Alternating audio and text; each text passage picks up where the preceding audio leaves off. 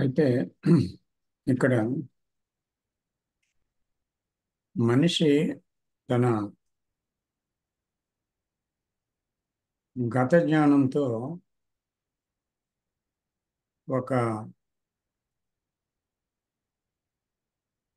ఒక ప్యాటర్న్ని, ఒక నమూనా, అంటే ఇది ఆర్డర్, ఇది క్రమగతమైన ఒక జీవితము, ఇలా జీవిస్తేనే సుగుణాత్మక జీవితము, ఇది క్రమబద్ధీకరణ చేసిన జీవితము, సో ఇది నైతిక పరమైన జీవితము అంటూ ఒక ప్యాటర్న్ని తయారు చేసి ఆ ప్యాటర్న్ ప్రకారంగా జీవించాలి అనుకోవడము వల్ల నిజంగా జీవితంలో ఒక క్రమబద్ధత, ఒక సుగుణాత్మక స్థితి వస్తుందా అని అడుగుతున్నారు అన్నమాట. ఎందుకంటే అలాంటి ప్యాటర్న్ ఆదర్శం అవుతుంది. ఈ ఆదర్శానికి ఇప్పుడున్నటువంటి జీవితానికి మధ్య వ్యత్యాసం ఉంది. ఇప్పుడు జీవితం వేరు, ఉన్న జీవితం ఏంటి? భయం. ఆ జీవితంలో ఏముంది? దుఃఖం. ఆ జీవితంలో ఏముంది? అసూయ. ఆ జీవితంలో ఏముంది? కోపతాపాలు, ఆందోళనలు, సంఘర్షణలు. వీటికి సరిగ్గా వ్యతిరేకమైన విషయాల్ని సుగుణమని పిలుస్తూ, నా జీవితంలో ప్రేమను పొందాలి, ప్రేమైక జీవితమే గొప్పది అని మతాలన్నీ సిద్ధాంతరీకరించాయి. అలాగే మనిషి కూడా ఎన్నో రకాల నీతి శాస్త్రాలను, తర్వాత కొన్ని గ్రంథాల్లో ఇది నీతి అని, ఇది సుగుణమని వివరించటం జరిగింది. అంటే తను శాంతంగానే ఉండాలి, కోపం ఉండకూడదు, తను శాంతంగా ప్రవర్తించాలి, తను అసూయ ద్వేషాలు ఉండకూడదు, తను ప్రేమతోనే జీవించాలి, అలాగే భయం ఉండకూడదు, ధైర్యవంతుడిగానే చివరి వరకు బ్రతకాలి, అలాగే మళ్ళీ నీతి నిజాయితీ ఇంటెగ్రిటీ జీవితంలో ఉండాలి. కాబట్టి ఆ సమన్వయత్వంతో, ఆ నీతితో నిజాయితీగా బ్రతకాలి. ఇలా ఇలా ఎన్నో సుగుణాల్ని వివరించారన్నమాట. ఇప్పుడు దానికి విరుద్ధమైన జీవితాన్నే మనమంతా జీవిస్తున్నప్పుడు దాన్ని పొందాలని ఆదర్శంగా పెట్టుకొని దాన్ని ప్రాక్టీస్ చేస్తే అది సుగుణవంతమైన జీవితం అవుతుందా? సుగుణాన్ని ప్రాక్టీస్ చేయటానికి వీలవుతుందా? లేదా ఏది ఉందో దాన్ని వదులుకోవడం వల్ల,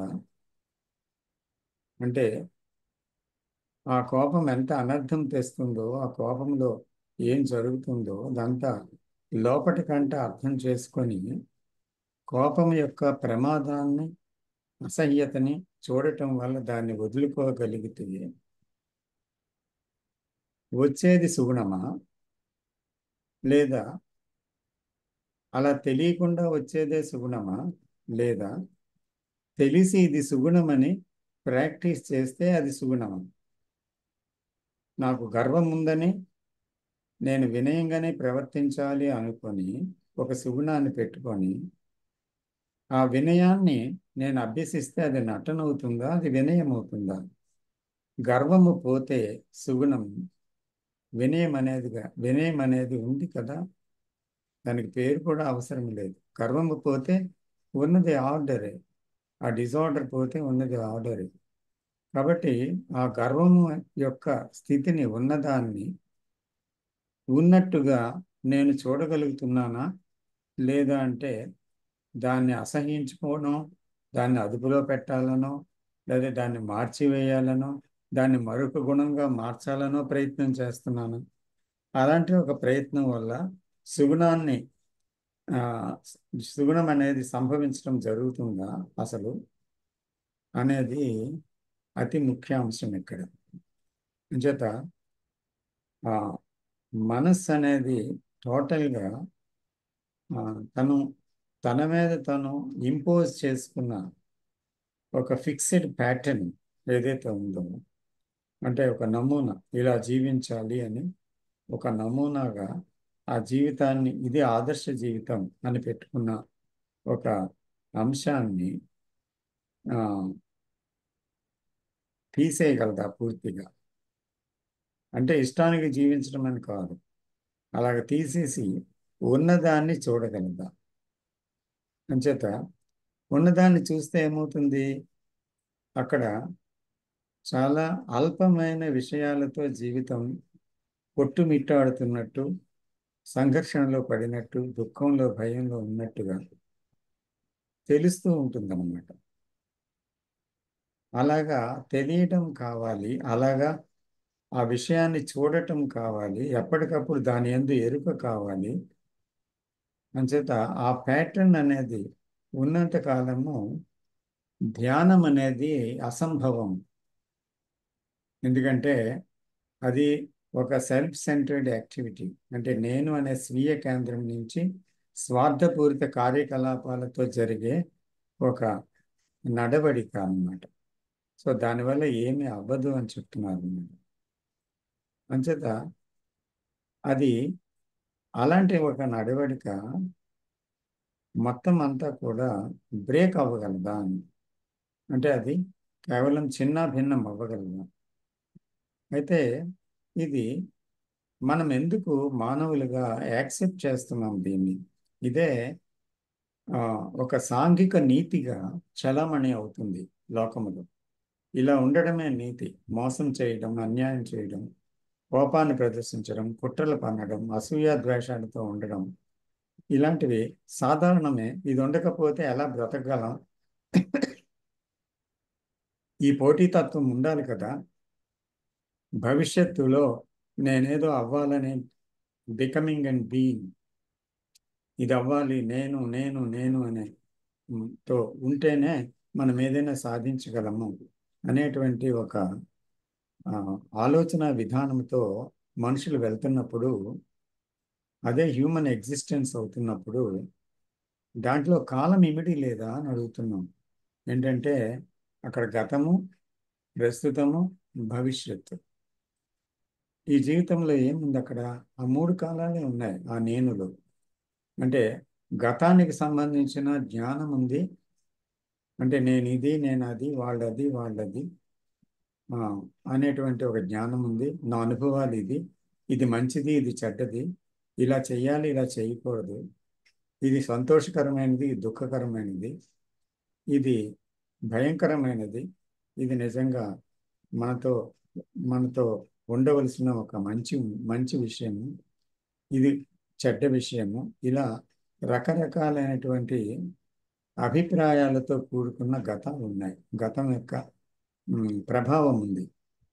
ఎన్నో అనుభవాల ద్వారా జీవితంలో ఆ, ఏర్పడినటువంటి ఆ గతం ఉంది అన్నమాట. సో దీన్ని బట్టి బ్రెయిన్ ఫంక్షన్ చేస్తూ ఉంది, ప్రతి మెదడు, ప్రతి మనస్సు. సో ఇది ఏం చేస్తుంది?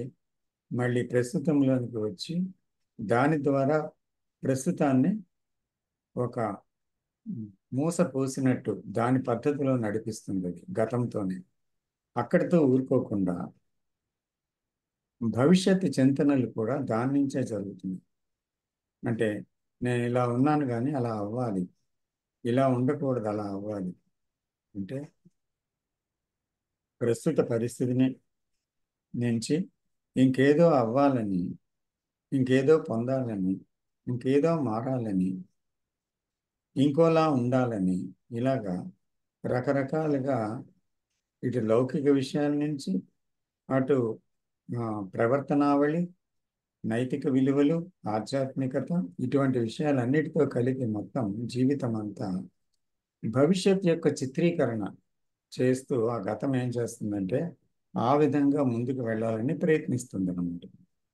సో అది కాలం, ఇది మానసిక కాలం. అంటే మామూలుగా ఉండే సూర్యోదయ సూర్యాస్తమయ కాలం కాదు అది. కానీ మనస్సు ఇలా ఉన్నాను కాబట్టి ఇలా ఉండకూడదు, అలా అవ్వాలి అనేటువంటి ఒక కాలం అన్నమాట. సో ఏదో రీచ్ అవ్వాలి. అది ఏంటి అది? ఆఖరికి చివరికి నేను భగవంతుని పొందాలి, నేనేది కాకుండా ఉండాలి అనేది కూడా ఒక ఏంటది, అది కూడా ఒక ప్యాటర్న్ లాగా. అంటే భవిష్యత్తులో నేను అది అవ్వాలి అని. అంచేత ఏదైనా అదైనప్పటికీ ఏదో ఒకటి రీచ్ అవ్వాలి అని అంటే అది పాస్టే. ఏదైనా సరే పాస్టే. ఫలానాది రీచ్ అవ్వాలి అండి. రీచ్ అవ్వాలంటే అది ముందే నీకు తెలుసు అనమాట. తెలియకుండా అది రీచ్ అవ్వాలని ఎలా అంటావు? సో కాబట్టి అలా ఊహించినది అది సత్యం కాదు. అలాంటి ప్రయాణము ఎప్పుడూ కూడా గతం నుంచే జరుగుతుంది. అంచేత అది మ్యాన్ మేడ్ ఆర్డర్ అన్నమాట. అంటే మనిషి నిర్మించుకున్న సుగుణాత్మక జీవితం లేదా క్రమబద్ధమైన జీవితం. సో అందుకని మనిషి ఎందుకు అసలు మారలేకపోతున్నాడంటే అక్కడి నుంచి ఎందుకు మారలేకపోతున్నాడు అనేటువంటి విషయంలోనికి ప్రవేశించాలన్నమాట. సో నెక్స్ట్ ఈ విషయం గురించి దయచేసి మనం మాట్లాడదాం. సో ఎవరైనా బిగించి, by the man is not willing to break the pattern.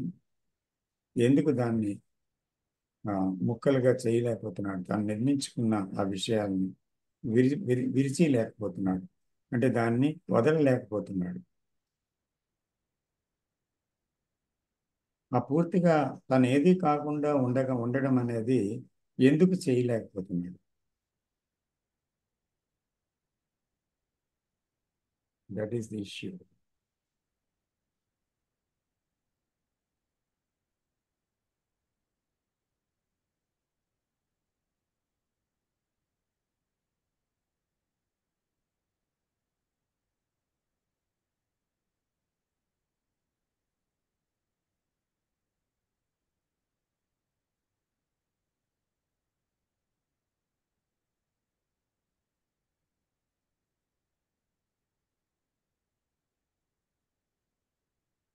Come on sir, participate చేయండి.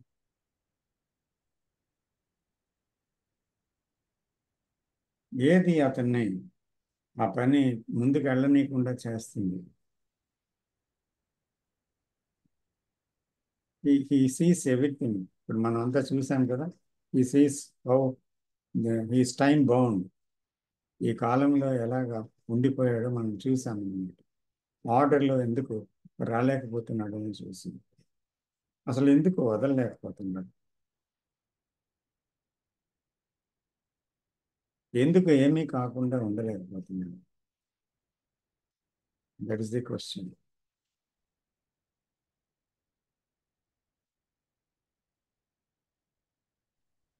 నమస్తే సార్.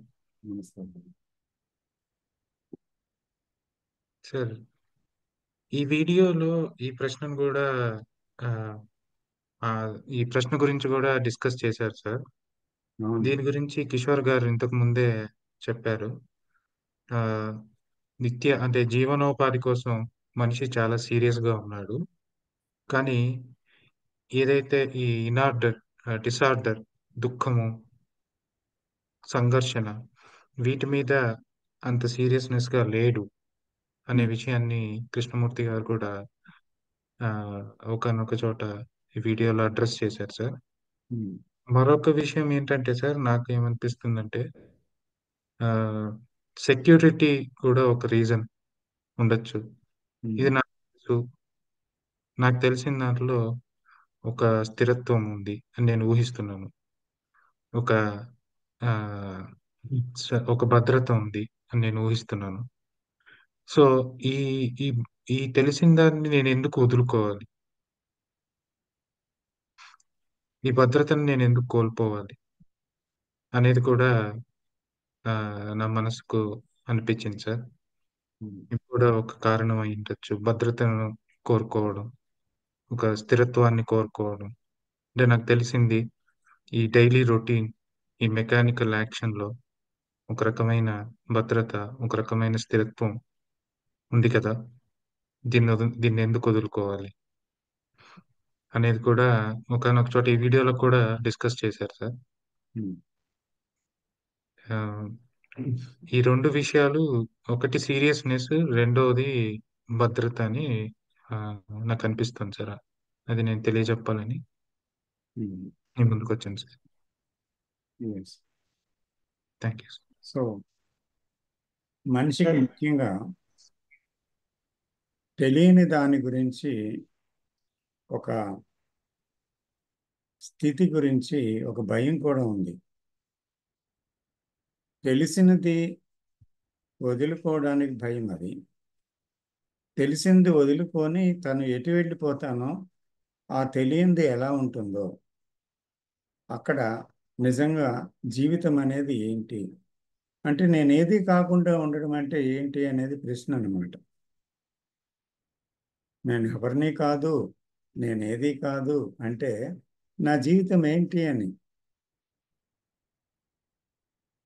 అనేటువంటి ఒక ప్రశ్నలో అతను సతమతమవుతున్నాడా అనేదన్నమాట. ఎందుకంటే తనకు తెలిసిందల్లా ఏంటి, ఒక స్ట్రాంగ్ ఇమోషనల్ జీవితం ఒకటి, హేట్రేడ్ ఒకటి, అంటే ద్వేషం, అసూయ, కోపం, లేదా ఒక రకమైన ఆ, క్రౌర్యం, తర్వాత ఇటువంటివన్నీ ఉన్నాయి కదా. సో ప్లెజర్, ముఖ్యంగా ప్లెజర్. ఆ ప్లెజర్ అనేది అది ఒక ప్యాటర్న్గా, ఒక దీనిగా మారిపోయింది, ఒక రకమైన తత్వముగా. ఆ ప్లెజర్ వైపు మనసు ఎప్పుడు ఉవ్విళ్ళూరుతూ వెళ్తూ ఉంది, దాన్ని స్టేబుల్గా ఉంచుకోవాలనే ప్రయత్నం చేస్తుంది. సో జీవితంలో కొంతమంది ఈ ప్లెజర్స్ లేకపోతే అసలు జీవితం ఎందుకండి అంటారనమాట. కొంతమంది ప్లెజర్స్లో ఇన్వాల్వ్ అవుతారు అనుకోండి, కానీ చూడండి ప్లెజర్స్ ఎంత దుఃఖాన్ని తెచ్చిపెడుతున్నాయో.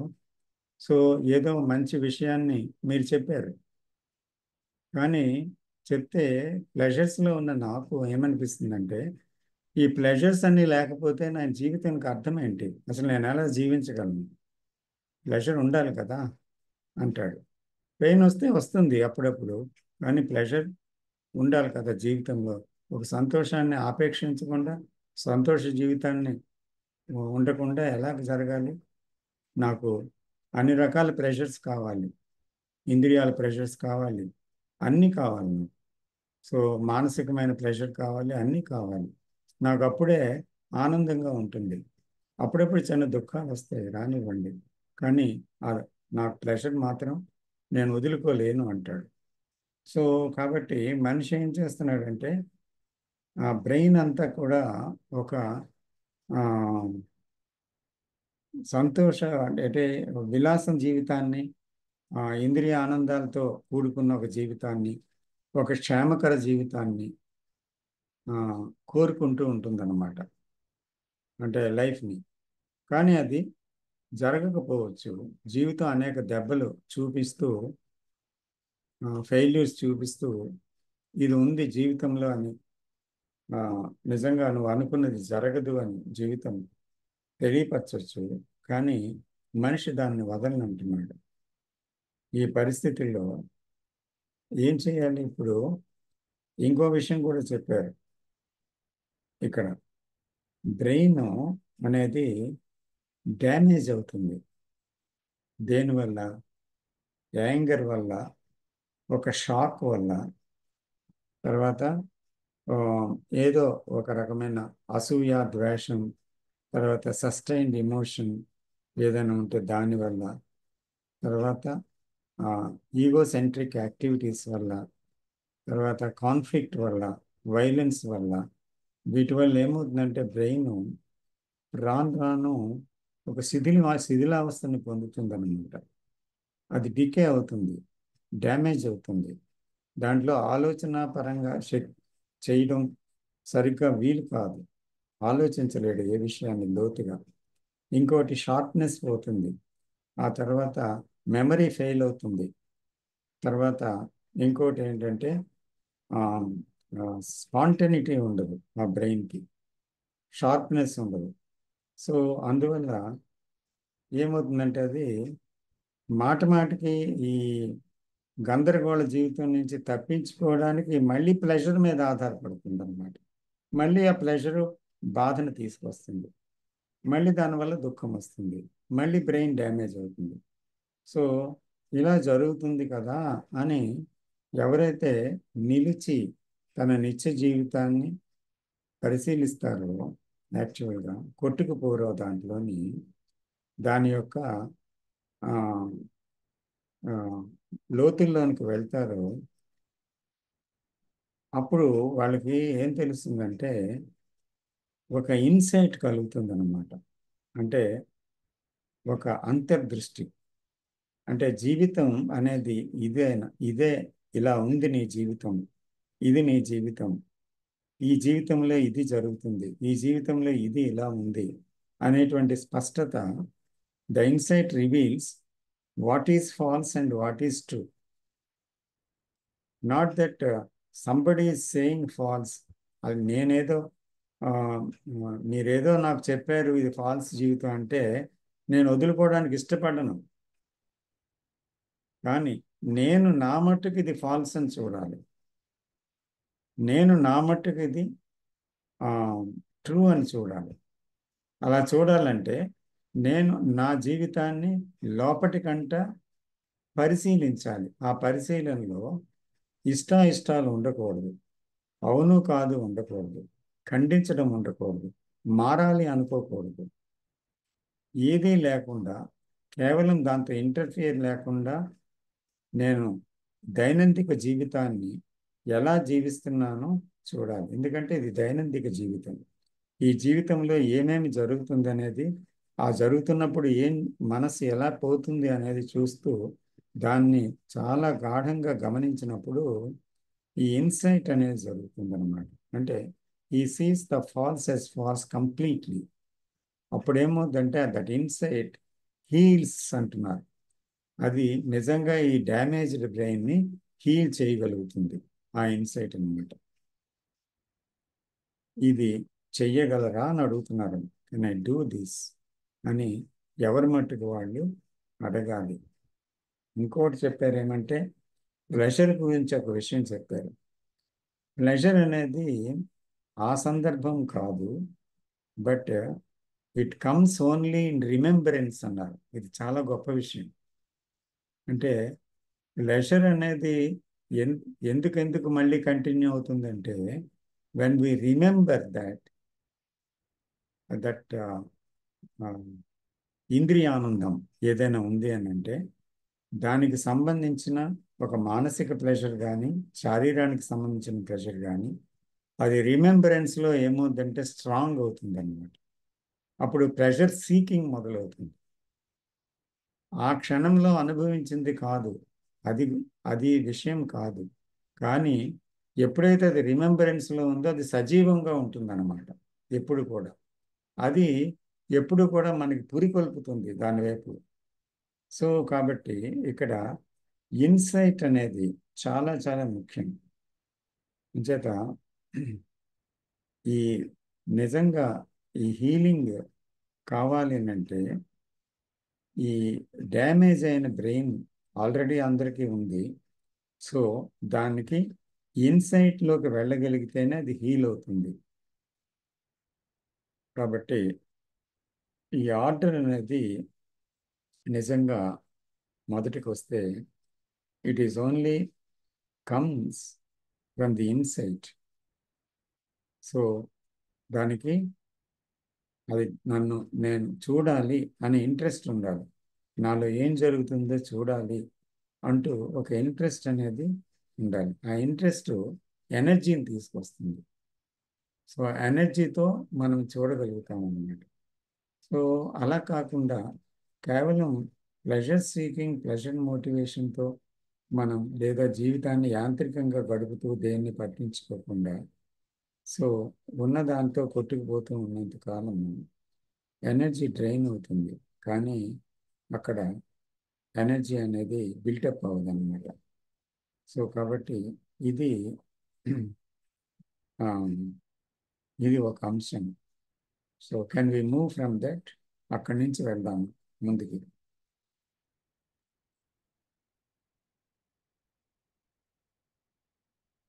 సార్ అక్కడ ఇమ్మీడియట్ గానే అవుతుంది, గ్రాడ్యువల్ అని ఒకసారి అన్నారు కృష్ణమూర్తి గారు. ఉమ్, డ్యామేజ్ అయిన బ్రెయిన్ ఇప్పుడు మనకి ఏమన్నా ఫిజికల్ గా కూడా wound అయితే అది చాలా స్లో ప్రాసెస్ లోనే హీల్ అవుతుంది కదా సార్.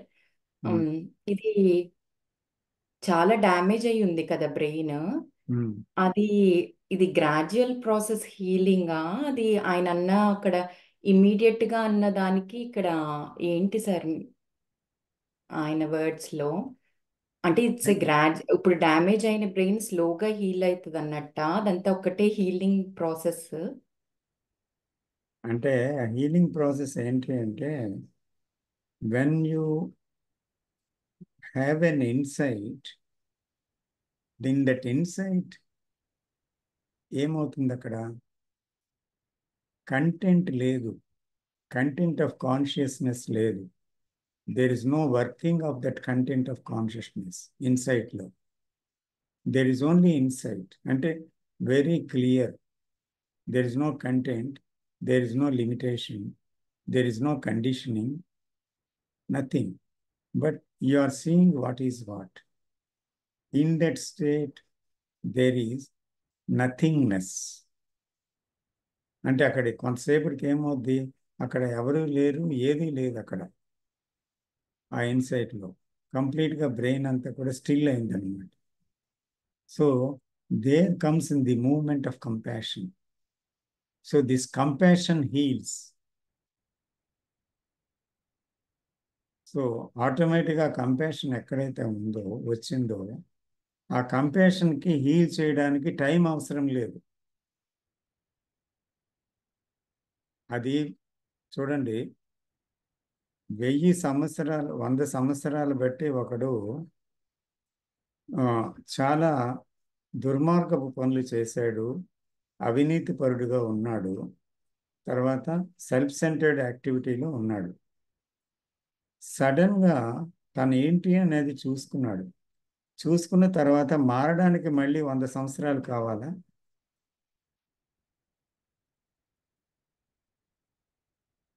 చరిత్ర చూడండి. వాల్మీకి మహర్షి, సో అతను మహర్షి అవ్వడానికి ముందు ఎవరు? ఒక దొంగ, ఒక దారి దోపిడి. అతను చూసుకున్న తర్వాత అతను మహర్షిగా మారడానికి టైం పట్టిందా? The moment he has seen the whole thing, he changed completely.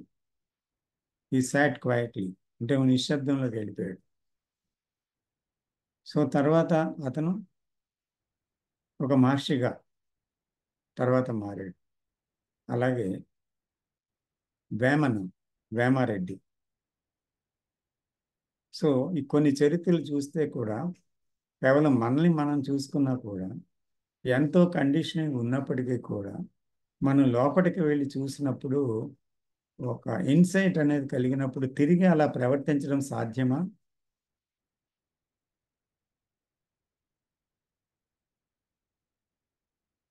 అంటేదా అది ఇమీడియట్గానే జరుగుతుంది ఈ healing.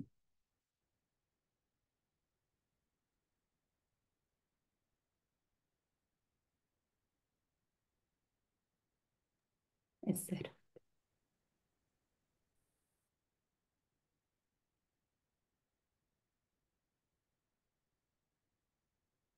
So moment of thought పూర్తిగా ఆగినప్పుడు ఆ నథింగ్నెస్ ఉందన్నమాట. సో అందుకే కంపాషన్లో ప్లెజర్ ఉందా అని అడుగుతున్నారు. కంపాషన్ ఒక ఫీలింగా అని అడుగుతున్నారు, ఒక సెన్సేషనా అని అడుగుతున్నారు. ఇవన్నీ తెలియాలి అని అంటే కంపాషన్ నిజంగా లోపలికి వచ్చినప్పుడే తెలుస్తుంది కదా. We cannot say yes or no.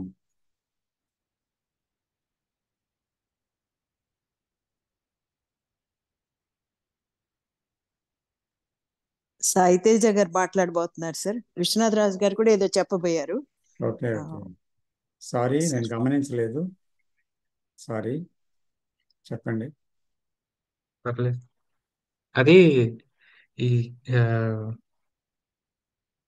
ఎవరి కంటెంట్ అయితే ఖాళీ అవుతుందో, ఖాళీ అయిన తర్వాత అక్కడ నథింగ్నెస్ అనేది ఉంది అని ఆ, ఆ ప్రసంగాన్ని కొనసాగిస్తూ దాని నుంచి ముందుకెళ్ళి అక్కడ ఏం ఆపరేట్ అవుతుంది, ఆ వ్యక్తిలో ఆ, ఏం జరుగుతుంది, అతడు మిగతా సమాజంతో ఎలా ఉంటాడు అనే ప్రశ్నలు కూడా వచ్చాయి సార్. ఆ ప్రశ్న అప్పుడే ఈ కృష్ణమూర్తి గారు ఈ కంపాషనేట్ అనే పదాన్ని కూడా వాడటం అనేది జరిగింది. అక్కడ కంపాషనేట్ అనేది ఆపరేట్ అవుతుంది. ఆ, అతను ఒకవేళ తప్పు చేసినా కూడా నిత్య జీవితంలో వెంటనే దాన్ని సరి చేసుకోగలడు. ఎందుకంటే అక్కడ గతం ఆపరేట్ అవ్వట్లేదు అనే పదాన్ని కూడా వాడారు sir.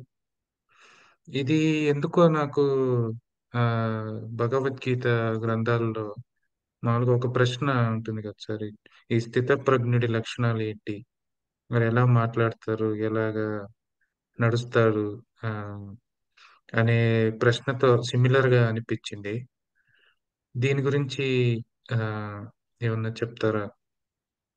A person who's content is మొత్తం ఆ కంటెంట్ గత ప్యాటర్న్ నుంచి బయటకు వచ్చిన వ్యక్తి ఇది ఎలా మాట్లాడతాడు, ఎలా సొసైటీతో అంటే ఈ కంపాషనేట్ అనేది ఎలా అర్థం చేసుకోవాలి, చేసుకోకపోవడమే మంచిదా? అంటే ఒక కాన్సెప్ట్ లాగా అయిపోతుంది అది కూడా కంపాషన్ అనేది. అంటే ఇక్కడ అది అది సార్ ప్రశ్న. అదే ఇంకా ముందుకు వెళ్తుంటే ఈ విషయాలన్నీ వస్తాయన్నమాట. So just I touch it. So you have, అంటే దాని తర్వాత విషయం మీరు మాట్లాడారు. సో నిత్య జీవితంలో అది యాక్ట్ అవ్వాలి కదా.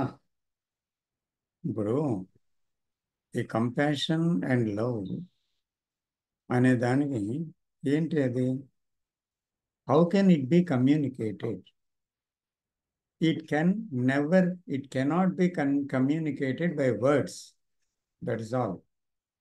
అంటే ప్రేమ కానీ కరుణ కానీ మాటలతో నిర్వచించడానికి వీలు లేనిది. భగవంతుడిలాగే ఒక కాలాతీతమైన విషయము భగవంతుడు లాగానే ప్రేమ కరుణ విషయాలు కూడా నిర్వచించడానికి వీలు లేదు. మాటలు దానికి సరిపోవు. అంటే అక్కడ మాటలు వివరణ వర్ణన అతీతము, దీనికి ఇవింటికి అతీతం అన్నమాట. అయితే నిత్య జీవితంలో ఈ కంపాషన్ అనేది ఎలాగ ఉంటుంది, అది ఎలాగ ప్రవర్తిస్తుంది? తను మన జీవితంలోనే ఉన్నాడు కదా, తను ఇంకా చనిపోలేదు, ఫిజికల్ బాడీలో ఉన్నాడు. అయితే సామాన్యుల మధ్యనే ఉన్నాడు. మరి అతని ప్రవర్తన ఎలా ఉండొచ్చును, ఎలా ఉంటుంది అనేది ఎలా తెలియబడుతుంది అంటే ఆయనలో సెల్ఫ్ సెంటర్డ్ యాక్టివిటీ కనబడదు. అంటే ఒక పనిని పని కోసమే చేస్తాడు, ఏదో సాధించడం కోసం చేయడు. అయితే ఆ పని చేస్తుండగా అందులో ఏదైనా జరగవచ్చును, అంటే గొప్పదే జరగవచ్చును, కానీ ఆ గొప్పది జరగాలనే కారణంతో ఆ పని చేయడు. లేదా ఒకరిని బాధ పెట్టాలనే ఉద్దేశంతో ఒక మాట అనడు, ఒకరిని సంతోష పెట్టడం కోసం ఒక మాట అనడు. అప్పుడు అది నటన అవుతుంది. అంచేత అతని ప్రవర్తన ఎలా ఉంటుంది అంటే స్వచ్ఛంగా ఉంటుంది. ఆ స్వచ్ఛమైన ప్రవర్తన వల్ల ఏమవుతుందంటే ఒక్కొక్కసారి ఒక్కొక్కరికి బాధ కలగచ్చు. ఎందుకంటే అతనికి సంతోష పెట్టాలని ఉండదు, బాధ పెట్టాలని ఉండదు. కానీ సెల్ఫ్ ఒక్కొక్కసారి తీసుకోలేదు, కానీ బాధ బాధ కలగచ్చు ఒక్కొక్కసారి. ఇంకోసారి మరొకటి ఏదైనా జరగచ్చు. అప్పుడు దాని యొక్క తీవ్రత తను ఇంటెలిజెన్స్తో గుర్తించి దానికి తగినట్టుగా ప్రవర్తించగలడు. అది సరిచేసుకోవడం అంటే. అంటే కేవలం తన రూట్ మారిపోదు, తను అలాగే ఉంటాడు. కానీ చెప్పే విధానం మళ్ళీ మారుతుందన్నమాట, అవతల వ్యక్తిని బట్టి. అర్థమైందా? సరిచేసుకోవడం అంటే అది. సో అంటే ఇదంతా కూడా సైలెన్స్ నడిపిస్తుంది, ఆ వ్యక్తి కాదు. వ్యక్తి కాదు, అక్కడ వ్యక్తి లేడు. వ్యక్తి బీయింగ్ లేడు. లేదు, బికమింగ్ లేదు. Is not a being, is not a becoming person. So both are absent. Then only compassion or intelligence or love operates. Both are అన్ని ఒకటే. Don't be confused about these words.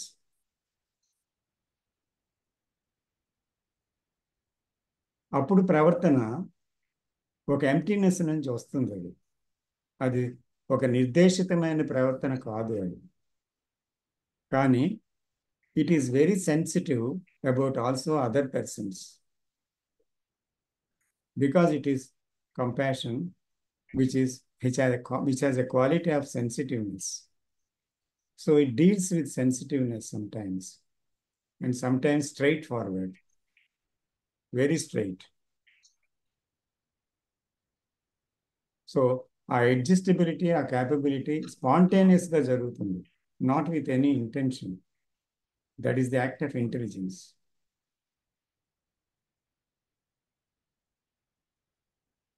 Okay sir.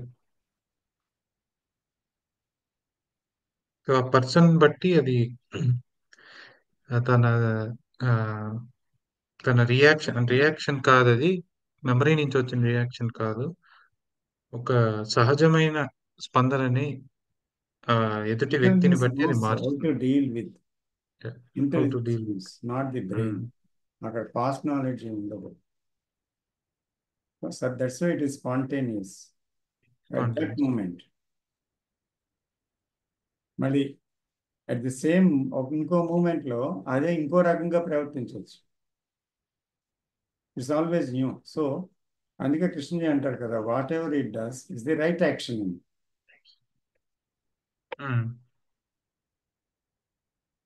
చేత సమ్యక్ చర్య.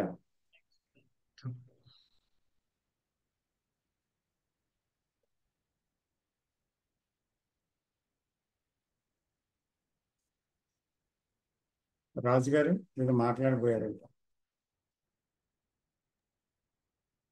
అదే sir, ఈ డిస్కషన్లో ఒక point ఏంటంటే, if any part of the content exist, it leads to illusion అన్నారండి. ఇల్యూషన్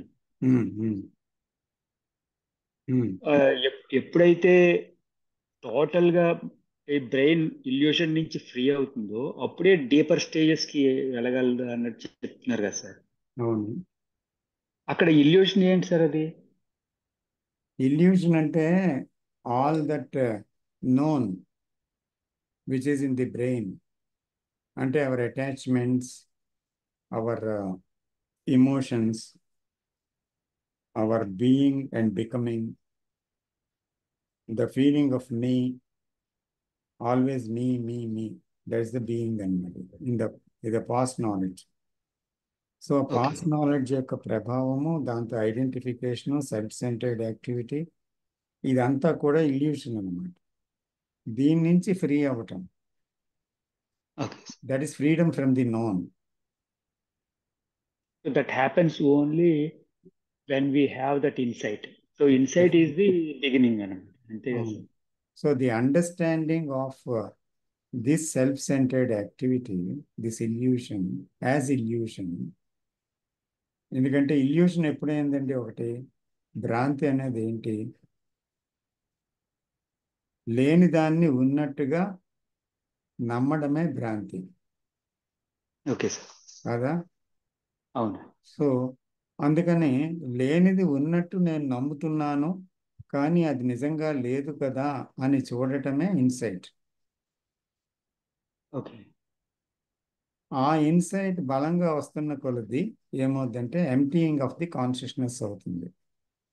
అంటే లేనిది విలువ లేనిదిగా రాలిపోతుంది, అది మరణిస్తుంది. అది ఓకే సార్. రాలిపోవడం వల్ల కొత్తదైన విషయము అక్కడ ఆవిర్భవిస్తుంది. Then only one just falls into meditation, or meditation falls into him. ఆయ్. It's not a thing of knowingly, intentionally one should go into it. Intentionally knowingly వెళ్తున్న మెడిటేషన్ ఏది కూడా meditation కాదు.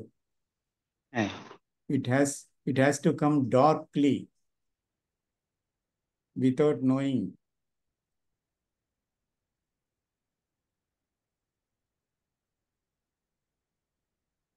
Like wind comes from the open window into the house. So one must be so clear inside and spacious inside and open inside and clear inside, so that the wind of that truth, that compassion comes in without inviting. That is meditation.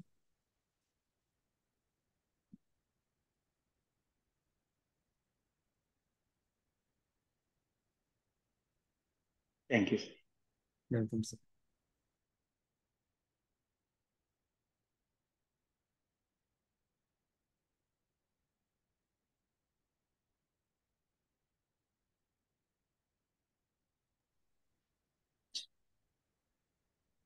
Sir నాకు question వస్తుంది.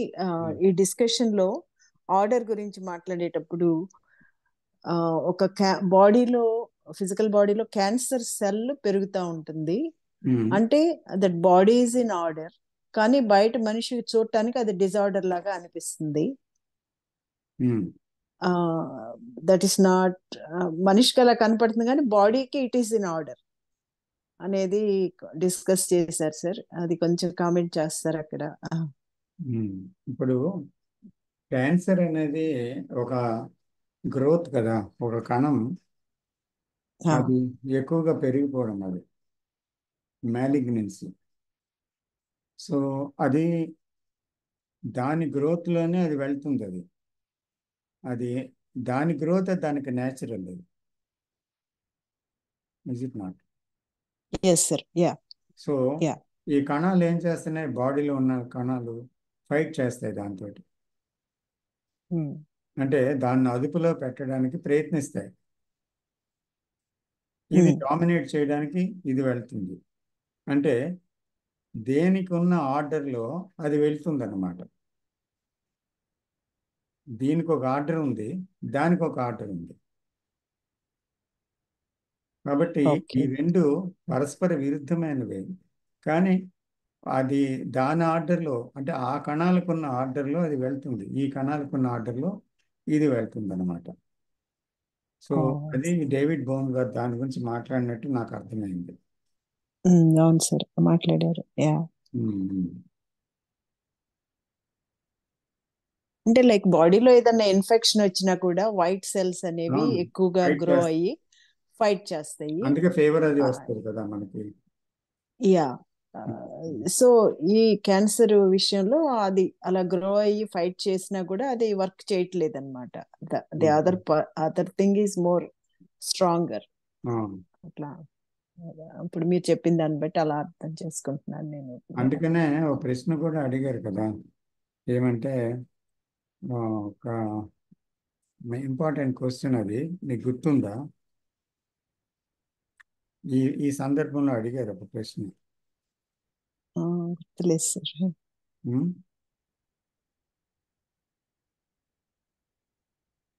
అంటే is is there an order in the disorder అండి. Yeah అదే sir, body దాని ప్రకారం అది order లో వెళ్తుంది. So, is there an order in disorder? Yeah, that is the disorder to the human eye. అవును అవును సో బట్ బాడీ మాత్రం తన నేచర్ మాత్రం తన ఆర్డర్ లో వెళ్తుంది అనమాట. అన్న ఆర్డర్లో వెళ్తుంది బ్రెయిన్. బ్రెయిన్ ఈస్ రికార్డింగ్ చేసుకోవడము, ఆ రికార్డింగ్ అనేది మళ్ళీ ఆ గతం అనేది ఆపరేట్ చేస్తూ జీవించడము, ఇది ఒక ఆర్డర్ దానికి బ్రెయిన్కి. లేకపోతే ఈ కాంట్ సర్వైవ్ కదా, ఈ can't survive. So there is an order for that brain. But ఏమవుతుందంటే ఈ బ్రెయిన్ ఈ డిజార్డర్లో ఏం చేస్తుందండి, లేనిపోనివన్నీ రికార్డ్ చేసుకొని తన జీవితాన్ని తానే నలిపేసుకుంటుంది. అంటే లివింగ్కి కొంత మెమరీ ఉండాలి కదా, for daily functioning, routine functioning, and also going to the office or to the house and to function there. You must have some remembrance of certain things. Otherwise, you can't live sanely, isn't it? Yes, sir. ఆ field నుంచి ఏమైందంటే అది కొంచెం ముందుకెళ్ళి అన్ని విషయాల్ని store చేసుకోవడం మొదలుపెట్టింది. హర్ట్స్ని, ఇన్సల్ట్స్ని, ప్లెజర్ని, పెయిన్ని, అన్నిటినీ. అక్కడి నుంచి ప్రారంభమైంది. So there is a disorder. So is there an order in the disorder అని అడుగుతున్నారు అన్నమాట. Yes, there is an order. ఏది మనసుకు ఉన్నటువంటి డైలీ దైనందిక కృత్యాలు నిర్వర్తించడానికి కావాల్సిన ఆర్డర్ ఉంది ఆ డిజార్డర్లో. కానీ ఈ డిజార్డర్ ఉంది, ఈ డిజార్డరు మైండ్ సరిచేసుకోలేదు. It is beyond its capacity. So ఇక్కడ ఏమవుతుంది, ఏం చేయాలి ఇక్కడ? మైండ్ తోటి, థాట్ తోటి ఏదైతే నిర్మించుకుందో ఆ థాట్ తోటే అది మార్చుకోవాలని చూసి అది రకరకాలుగా నీతి శాస్త్రాల్ని రచించింది, మోరల్ కోడ్ పెట్టుకుంది. ఏ మైండ్? ఇది క్రియేట్ చేసిన మైండే. ఈ హెవోక్ నుంచి బయటపడాలని. అర్థమవుతుందా? అర్థమవుతుంది సార్. మరి అది ఎప్పటికైనా సరిచేయగలదా, లేదా కాన్ఫ్లిక్ట్లో పడుతుందా? కాన్ఫ్లిక్ట్. కాబట్టి అది విరమించుకోవాలి ఆ విషయాన్ని. ఆ ఫీల్డ్ తనది కాదు, క్రియేట్ చేయడం వరకే తన ఫీల్డ్. ఇక్కడ అది ఇంటర్ఫీర్ అవ్వడానికి వీలు కాదు. అది గుర్తించి అది చూసిన తర్వాత మైండ్ తన ఇంటర్ఫీరెన్స్ ఆపుకొని ప్రశాంతంగా ఎరుకతో, ఆ ఎరుక మాత్రమే గమనించాలి విషయం ఏం జరుగుతుంది అనేది. Without saying yes or no, not condemn చేయకుండా, సమర్థించకుండా, మార్చాలనుకోకుండా, ఏదో ఫ్యూచర్లో బికమింగ్ అవ్వాలనుకుండా, ఏది లేకుండా నాన్ ఇంటర్ఫీరెన్స్తో చూడగలిగిన చూపు వల్ల, ఆ నిశ్శబ్దంతో చేసిన చూపు వల్ల మాత్రమే అది అర్థం చేసుకొని ఇన్సైట్ వస్తుంది. ఆ ఇన్సైట్ ఒక్కటే ఆర్డర్ తీసుకురాగలుగుతుంది.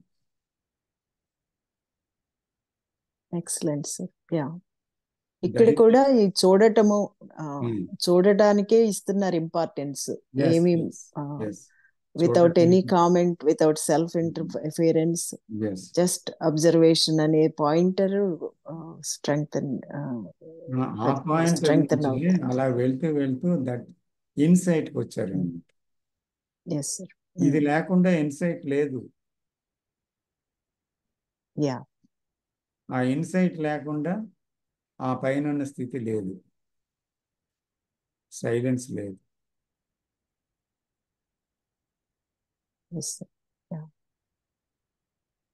ఆ తర్వాత మెడిటేషన్ లేదు ఇన్సైట్ లేకుండా.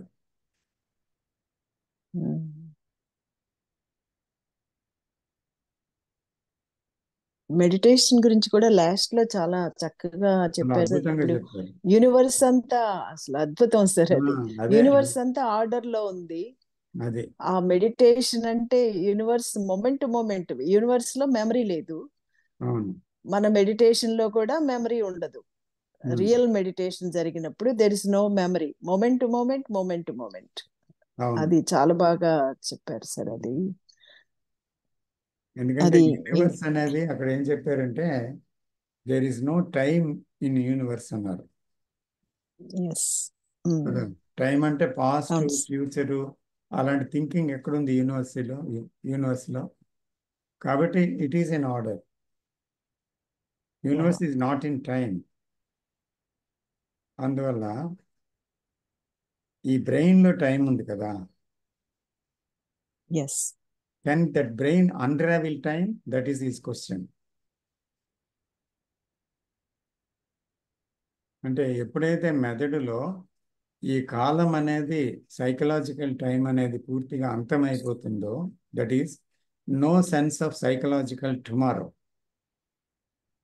If it ends, then it is one with the cosmic order, universal order. అది చెప్పారు.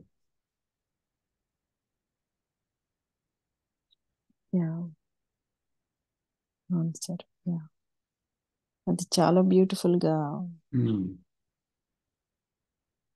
చెప్పారు సార్ ఇక్కడ.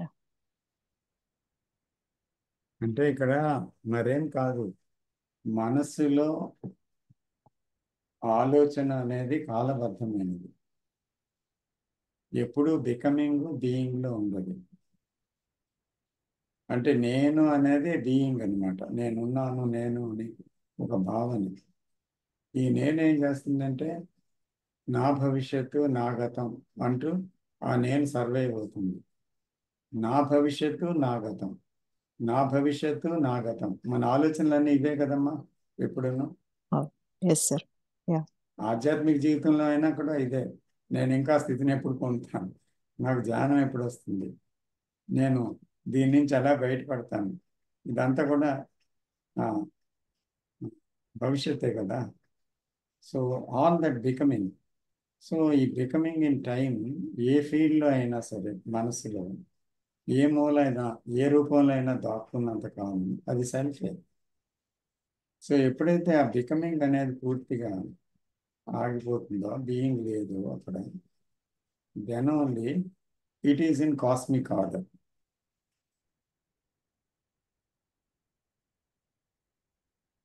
Thank you sir. Thank you. Not man made order.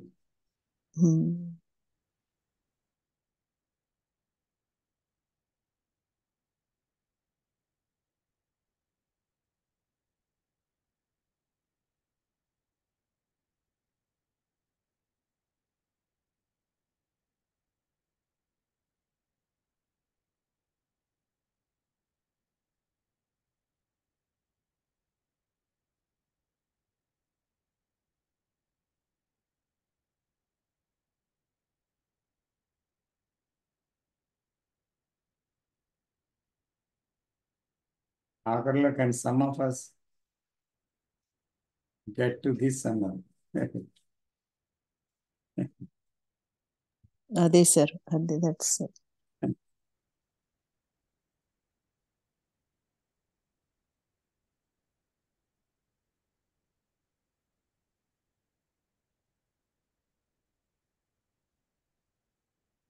It's not very simple.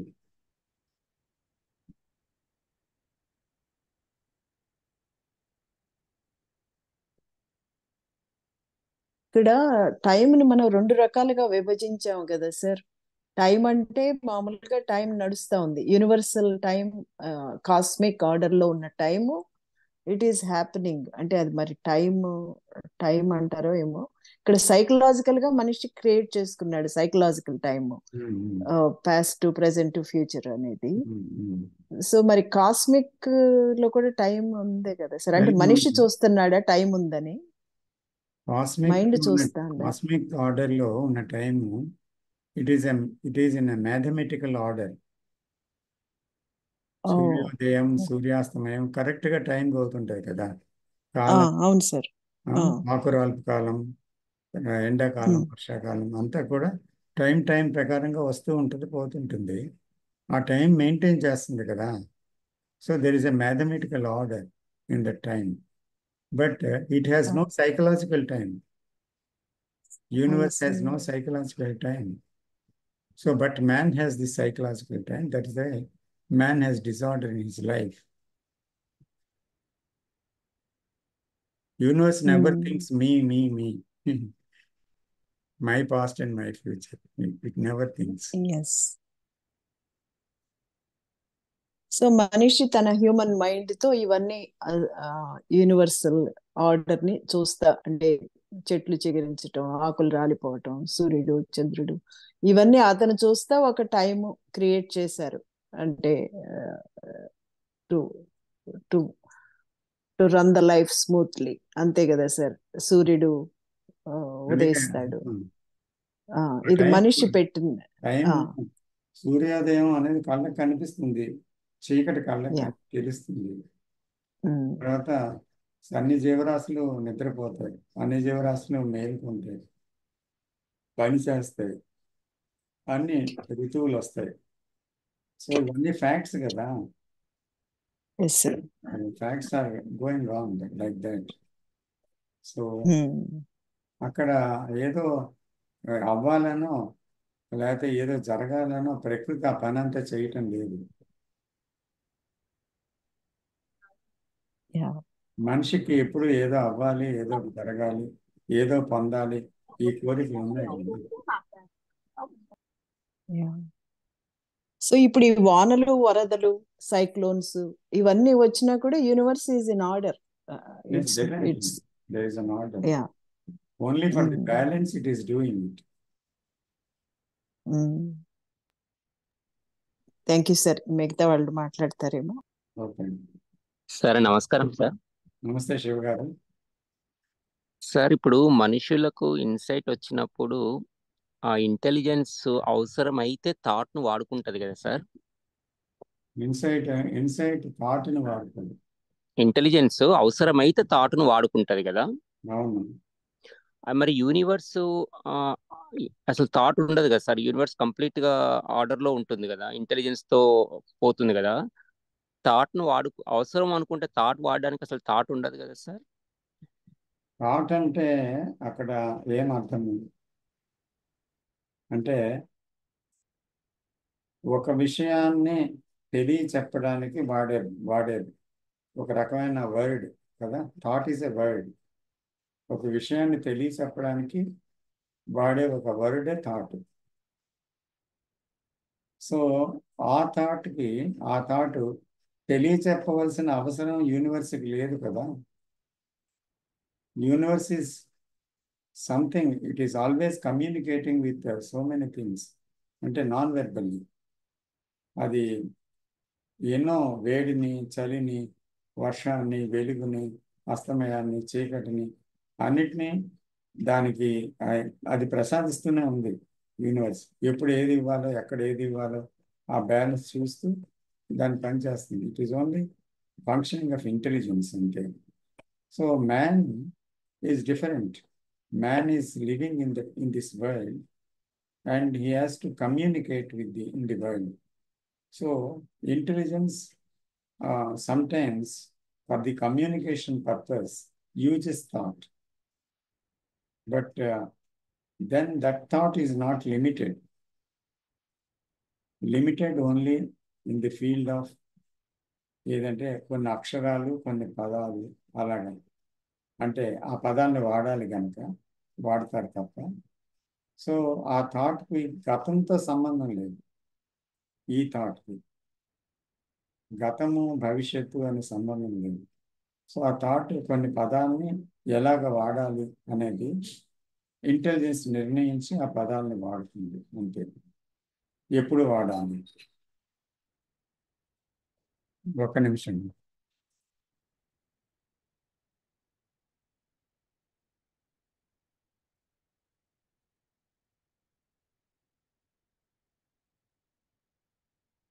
మీరు కంటిన్యూ చేయండి, వస్తాను.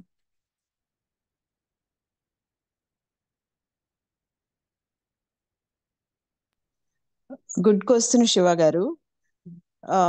ఇక్కడ థాట్ అంటే ఇక ఒకటి మొన్న అబ్జర్వర్ ఈజ్ అబ్జర్వ్డ్ రిట్రీట్ లో ఒక సెంటెన్స్ చూశాను. థాట్ ఈజ్ వెర్బలైజ్డ్ సెన్సేషన్ అన్నారు.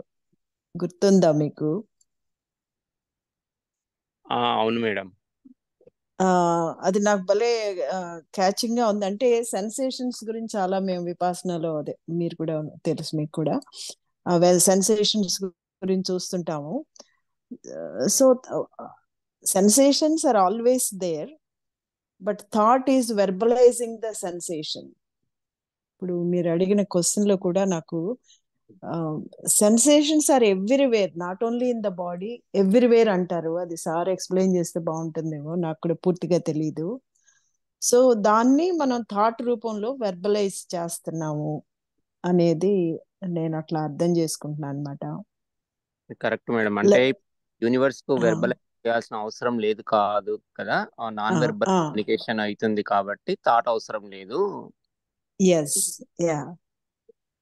అంటే మన బాడీకి కూడా సెన్సేషన్స్ వస్తాయి, అప్పుడు ఆ సెన్సేషన్స్ కమ్యూనికేట్ చేయడానికి మనం థాట్స్, సెన్సేషన్ తర్వాత నెక్స్ట్ స్టెప్ థాట్.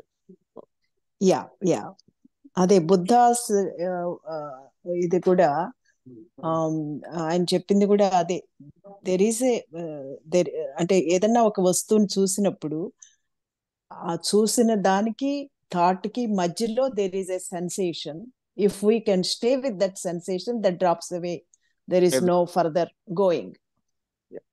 అంటే జర్నీలో బిఫోర్ థాట్ సెన్సేషన్ ఫస్ట్ వస్తుంది. ఆ సెన్సేషన్ మనం ఇగ్నోర్ చేస్తే థాట్ తయారవుతుంది. ఆ థాట్ తర్వాత థింకర్ వస్తాడు, థింకర్ తర్వాత conflict, so on.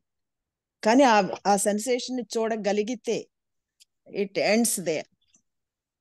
That's my beginning is the ending అంటారు కదా. Thank you madam. Thank you. Good question sir. ఇక్కడ మీరు చెప్పిన దానికి కంటిన్యూషన్ శివ క్వశ్చన్ కి థాట్ ఈజ్ వెర్బలైజ్డ్ సెన్సేషన్ అని కృష్ణమూర్తి గారు అన్నారు. అబ్జర్వర్ ఈజ్ అబ్జర్వ్డ్ దాంట్లో మొన్న మీరు రిట్రీట్ లో దాంట్లో చూశాను. Thought is a verbalized sensation. So అంటే యూనివర్స్ అంతా ఈ సెన్సేషన్స్ తోనే రన్ అవుతుందా సార్? అట్లా అది కొంచెం చెప్తారా సార్? అది దాన్ని ఎలాబరేట్ చేస్తారా?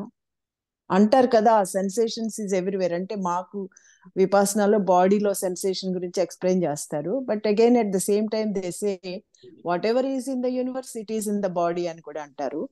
సో ఈ యూనివర్స్ అంతా కూడా సెన్సేషన్స్ తో రన్ అవుతుందా? అది నాకు కొంచెం క్లారిటీ ఇస్తారా sir? Universe, when we take universe లో పంచభూతాలు ఉన్నాయి కదమ్మా. అంటే పృథ్వీ, జలం, అగ్ని, వాయు అన్నీ ఉన్నాయి కదా.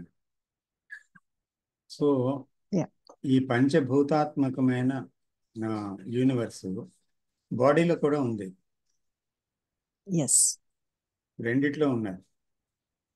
అందువల్ల బాడీ అనేది యూనివర్స్ లో భాగమే, యూనివర్స్ నుంచి వేరే కాదు. సో కాబట్టి యూనివర్స్ లో ఉండే విషయాలకి బాడీ రెస్పాండ్ అవుతుంది సెన్సేషన్స్ ద్వారా. రెస్పాండ్ అవుతుంది ఎందుకంటే ఇందులో జీవం ఉంది, అందులో జీవం ఉంది, రెస్పాండ్ అవుతుంది. అయితే ఈ ఆలోచన అనేది దాన్ని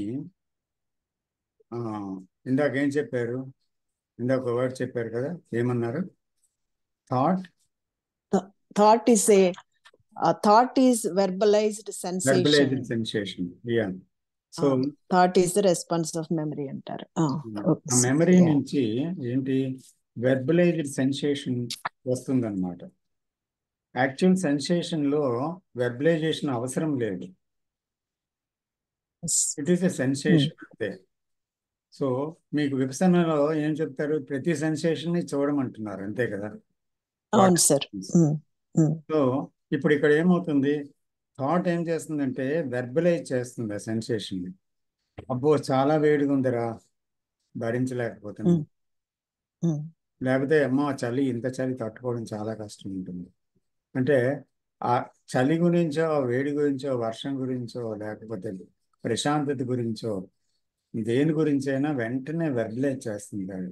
ఇది బాగుందనో, బాగులేదనో, కష్టమనో, సుఖమనో వెర్బలైజ్ చేస్తుంది కదా thought. So yes sir. Then thought is a verbalized sensation, but sensation is natural. Mhm. But the verbalized sensation is unnatural. That brings sorrow. ఆ వెర్బలైజ్ సెన్సేషన్ చేసినప్పుడు ఏమవుద్ది, సుఖ దుఃఖాలుగా ఒక ముద్రలు పడిపోతాయి కొన్ని బ్రెయిన్లో. కాబట్టి ఆ సుఖాన్ని వెంబడించడం, దుఃఖాన్ని రెజిస్ట్ చేయడం జరుగుతూ ఉంటుంది. ఇదే కాన్ఫ్లిక్ట్ మానవ జీవితంలో. అంటే సార్ ఆ సెన్సేషన్స్ దగ్గరే మనము అలర్ట్ గా అటెంటివ్ గా ఉంటే బిగినింగ్ ఈజ్ ఎండింగ్ అనొచ్చా సార్? యా, ఎలర్ట్గా ఉన్నప్పుడు ఏమవుద్దంటే వెర్బలైజేషన్ ఉండదు. ఇప్పుడు ఒక సెన్సేషన్లో తప్పు లేదు, sensation comes and goes. But ఆ సెన్సేషన్ని వెర్బలైజ్ చేసినప్పుడు ఏమవుద్దండి, వెర్బలైజేషన్ ఎక్కడి నుంచి జరుగుతుంది? గత జ్ఞానం లేకపోతే వెర్బలైజేషన్ ఉందా? లేదు సార్. లేదు. సో గత జ్ఞానంతో వెర్బలైజేషన్ జరుగుతుంది. వెర్బలైజేషన్ జరిగినప్పుడు ఏమవుతుంది, ఇది సుఖంగానో అది బాధాకరమైనదిగానో గుర్తిస్తుంది థాట్. గుర్తించి ఏం చేస్తుంది, దాన్ని ముద్ర వేసుకుంటుంది, ఈ అనుభవం చాలా బాగుంది అని. ఆ తర్వాత ప్లెజర్ సీకింగ్లోకి వెళ్తుంది, దాన్ని వెంట పడుతుంది. లేకపోతే రెసిస్టెన్స్ ఆఫ్ దట్ పెయిన్, దాని ఇంకొక అంశం, ఇంకో పక్క. సో ఇది బిగిన్ అయిపోతుంది అన్నమాట. So when thought interferes, then sensation becomes a problem. Thought makes it a problem because it is a verbalized sensation. But in sensation there is no problem. చాలా మంది ఏంటంటే ఈ సన్యాసులు వాళ్ళకి గురువులు ఏం చెప్తారంటే, సెన్సేషన్స్ చాలా ప్రమాదకరం, అందుకని మీరు పెళ్లి చేసుకోవద్దు, మీరు బ్రహ్మచారులుగా ఉండాలి, ఆడదాని ముఖం చూడొద్దు, సుఖంలోకి వెళ్ళొద్దు, మీరు ప్రాపంచిక జీవితం వద్దు, మునులుగా కాయలు పళ్ళు తింటూ చెట్టు కింద పర్ణశాలలోనే ఉండండి అంటారు. సెన్సేషన్లో తప్పు లేదు కదా. సో సెన్సేషన్ని సెన్సేషన్గా చూడలేక ఇదంతా అవస్థ, చిత్రవద చేసుకుంటున్నాడు మానవుడు కదా.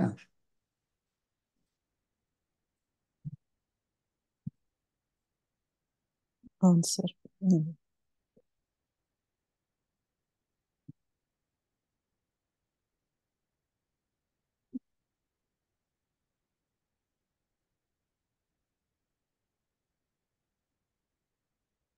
కానీ సార్ ఇప్పుడు సెన్సేషన్ అంటే ఇలాంటి వాటికి ఎక్స్పోజ్ అవ్వకపోయినా కూడా, ఇప్పుడు యూనివర్స్ లో జరిగే మామూలుగా అంటారు ఏంటంటే, ఇప్పుడు సూర్యుడు, చంద్రుడు, చంద్రోదయం ఇవన్నీ కూడా మన బ్రెయిన్ లో రికార్డ్ అయిపోతుంది. అందుకే 85 years దాటినాక 80 years హలో అని ఫంక్షన్ చేస్తారు కదా సార్. సో వాళ్ళు నిజంగా రోజు చూసారో లేదో, చంద్రుడి దగ్గరికి వెళ్ళి నిజంగా చూస్తారా రోజు ఈ 85 ఏళ్ళు? సో 80 ఏళ్ళు. సో రోజు చూస్తారా? చూడరు కదా. అంటే ఎవరు పనిగట్టుకుని వెళ్ళి చూడరు కదా సార్. సో అది అలా అంటున్నారు కదా. సో అంటే ఆల్రెడీ ఆ బ్రెయిన్ లో రికార్డింగ్ ఉంది, బికాస్ కాస్మోస్ నుంచి whatever is happening in the cosmos, it's happening in the body. So అందుకని they are saying that 80 years ఉన్న వాళ్ళు ఇన్ని చంద్రోదయాలు చూశారు అని వాళ్ళు ఫంక్షన్ చేస్తారు. అందుకేనా సార్? అదే నా మీనింగ్ అక్కడ. అది నాకు అంటే కృష్ణమూర్తి గారు కూడా ఒక బుక్ రిలీజ్ చేశారు, 1000 moons అని. 1000 moons అని అంటారు. అంటే 1000 చంద్రోదయాల దర్శనం జరిగింది. Okay. అంటే 1000 చంద్రోదయాన్ని ఆయన వెళ్ళి చూశారని కాదు, ఎవరు చూడలేదు జీవితంలో. ఓకే. ఎవరు చూడలేదు. అయితే 1000 చంద్రోదయాలు అతని జీవితంలో జరిగాయని అర్థం. ఓ ఐ సీ. ఓకే అతని జీవితంలో 1000 చంద్రోదయాలు జరిగాయి అని అర్థం. ఓకే 80 ఏళ్ళు నిండేసరికల్లా 1000 చంద్రోదయాలు పూర్తయితే 80 ఏళ్ళు అని. ఓకే ఓకే అంతేగాని ఆయన సార్. చూశారని కాదు.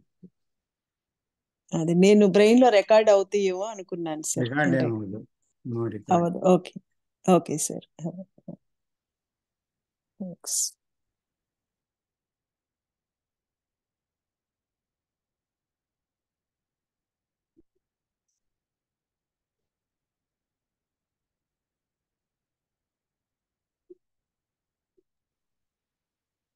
సార్ ఒక చిన్న ప్రశ్న సార్. సార్ మన చుట్టూ ఉన్న భౌతిక ప్రపంచం ఉంది కదా సార్, నిరంతరం మార్పుకు లోనవుతూ ఉంటూ ఆ, అంటే 3 స్థితుల్లో నివసిస్తూ ఉంటుంది. పుడుతుంది, కొంతకాలం మనుగడ సాగిస్తుంది, తర్వాత మళ్ళీ ఆ, అంతమవుతుంది. అంతమయ్యి అంతమవడం అంటే అది ఇంకొక రూపంలోకి మార్పు చెందుతుంది. ఆ, ఇది చిన్న అణువులో నుంచి అతిపెద్ద ఆ, గ్రహ గోళాలు, సూర్య చంద్రులు ఇలా జరుగుతూనే ఉంది కదా సార్. ఒక పక్క భౌతిక సృష్టిలో ప్రతి ప్రతి నిమిషము మార్పుకి లోనవుతూ ఒక ప్రాసెస్ అనేది జరుగుతూనే ఉంది. నిరంతరం మార్పుకు లోనవుతూ జరుగుతోంది సార్. మరొక పక్క ఈ నిశ్శబ్దము, ఈ సైలెన్స్ ఒక స్థిరమైన ఒక ఎటువంటి మార్పుకి, ఎటువంటి ఇదికి లోను కానటువంటి ఇంకొక ఎంటిటీ ఉంది. ఇవి ఎలా సార్? అంటే ఇవి రెండు వేరు వేరా, లేకపోతే ఈ రెండు ఒకటేనా? అంటే ఒక ఇది వ్యక్త రూపమా? దీనికి నిశ్శబ్దానికి ఈ భౌతిక ప్రపంచం అనేది ఒక వ్యక్త రూపంగా మనం చూడొచ్చా? అంటే ఇది ఎప్పుడు మారుతూనే ఉంటుంది కదా సార్, ఇది భౌతిక ప్రపంచం అనేది. కానీ ఈ నిశ్శబ్దం ఇవైతే ఆ, చాలా స్థిరంగా మారనట్టు ఆ, ఉంటుంది. సో ఈ రెండు కాంట్రడిక్టరీగా ఉన్నట్లు అనిపిస్తుంది సార్. ఇంకోసారి ఏమనిపిస్తుందంటే ఈ నిశ్శబ్దానికే అది ఒక వ్యక్త రూపంగా అనిపిస్తుంది సార్. అంటే expressing through this physical world అని. సో అంటే ఇది ఎలా సార్ అర్థం చేసుకోవాల్సింది? అంటే మ్యాటర్కి ఒక సహజ గుణం ఉంది. అది మీరు చెప్పినట్టుగా రూపాంతరం చెందుతుంది. అంటే ఒక జలం ఉందనుకోండి, రూపాంతరం అంటే ఐస్ గడ్డ అవ్వచ్చు, ఐస్ గడ్డ జలం అవ్వచ్చు. అంటే ఫిజికల్ మ్యాటర్ అవుతుంది, మళ్ళీ లిక్విడ్ రూపంలో ఉంటుంది. దాన్ని మరగబెడితే మళ్ళీ గ్యాస్ అవుతుంది. Yes. మళ్ళీ ఆ గ్యాస్ ఘనీభవింప చేస్తే మళ్ళీ ఐస్ అవుతుంది. సో అవును సార్. అంతేగాని నాశనం అవ్వలేదు కదా, అది నాశనం అవ్వట్లేదు. రూపాంతరం చెందుతుంది అవును సార్. అంతే. అంచేత రూపాంతరం చెంది నాశనం కానిది మ్యాటర్. అయితే రూపాంతరం చెందుతూ ఉండడం అనే గుణము మ్యాటర్కి ఉంది, నాశనము కాని గుణం స్పిరిట్కి ఉంది. అంటే అందులో జీవానికి ఉంది. జీవన్ అంచేత జీవం అనేది నాశనం కాలేదు, జీవం రూపాంతరం చెందుతుంది. ఎందుకు రూపాంతరం చెందుతుంది అంటే రకరకాల విషయాల్ని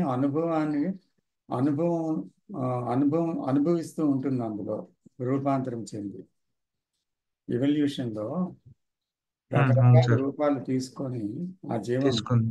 రకరకాల అనుభవాల్ని పోగు చేసుకొని ఆ అనుభవాల వల్ల అది ఏమవుతుందంటే వికసన పొందుతుంది. కొంత ముందుకెళ్ళి వికసన పొంది పొంది పొంది ఏమవుతుందంటే ఒక బ్రెయిన్గా, మైండ్గా ఏర్పడింది.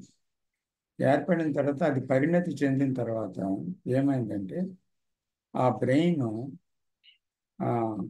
అవసరమైనవి, అవసరం లేనివి రికార్డ్ చేసుకొని ఇంటలెక్ట్ని రూపొందించుకుంది కనమట్టుకది.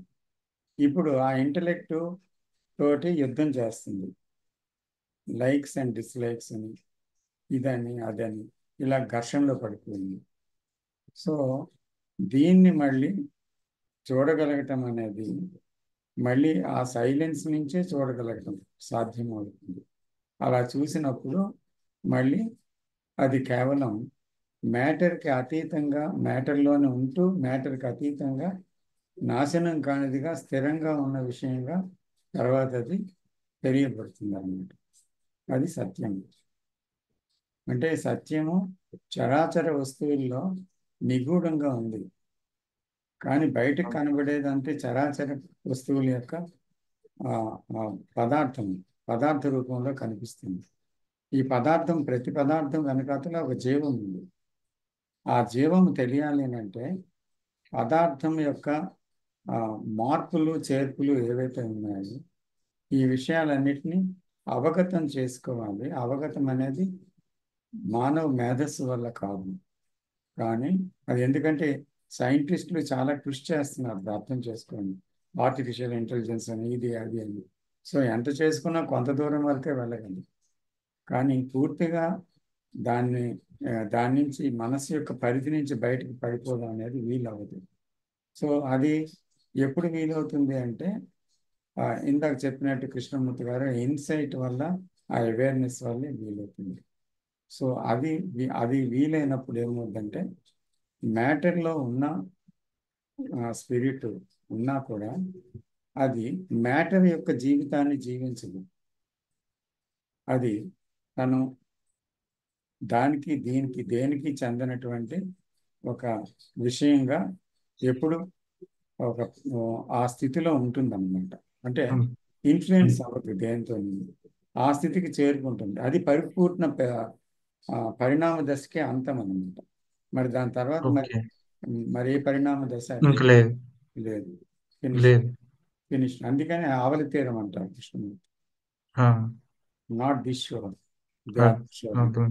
అదర్ షోర్ అంటే అది. అంటే ఈ మ్యాటరే తనలో ఉన్న మరణం లేని ఆ స్థితిని తెలుసుకొని ఈ రూపాంతరాలని, ఈ పోగు చేసుకున్న అనుభవాలన్నింటినీ వదిలేయడం వల్ల ఈ మ్యాటరే తన లోపల ఉన్న మరణం లేని ఆ స్థితిని, తన నిజ స్థితిని తెలుసుకుంటుంది. మ్యాటర్ తెలుసుకోలేదు, మ్యాటర్ తెలుసుకోలేదు. తర్వాత మ్యాటర్ యొక్క అర్థమే పోతుంది తర్వాత. ఎందుకంటే మ్యాటరే నేను అనే భ్రమలో ఉంది స్పిరిట్. అర్థమైందా? మ్యాటరే నేను అని భ్రమలో ఉంది స్పిరిట్. ఆ భ్రమ ఎరుకలో పోయినప్పుడు మ్యాటర్ తెలుసుకోవడం లేదు, ఇది మ్యాటరే అని తెలియబడుతుంది అనమాట. నిజము లేనిది, మార్పు రూపాంతరం చెందింది అనేది తెలియబడుతుంది. అది తెలుసుకున్న తర్వాత దాని ఇంపర్మనెన్సీ, దాని ఇది అంత కొనుక్కున్న తర్వాత ఉన్నది తాను ఇదేది కాదు అని ఆ నథింగ్నెస్లో ఉండిపోతుంది. ఆ నథింగ్నెస్ తను, నో థింగ్. అంటే అన్నోన్ లో అనొచ్చా సార్? ఏమంటారు? Unknown. Yes, it is unknown to the mind.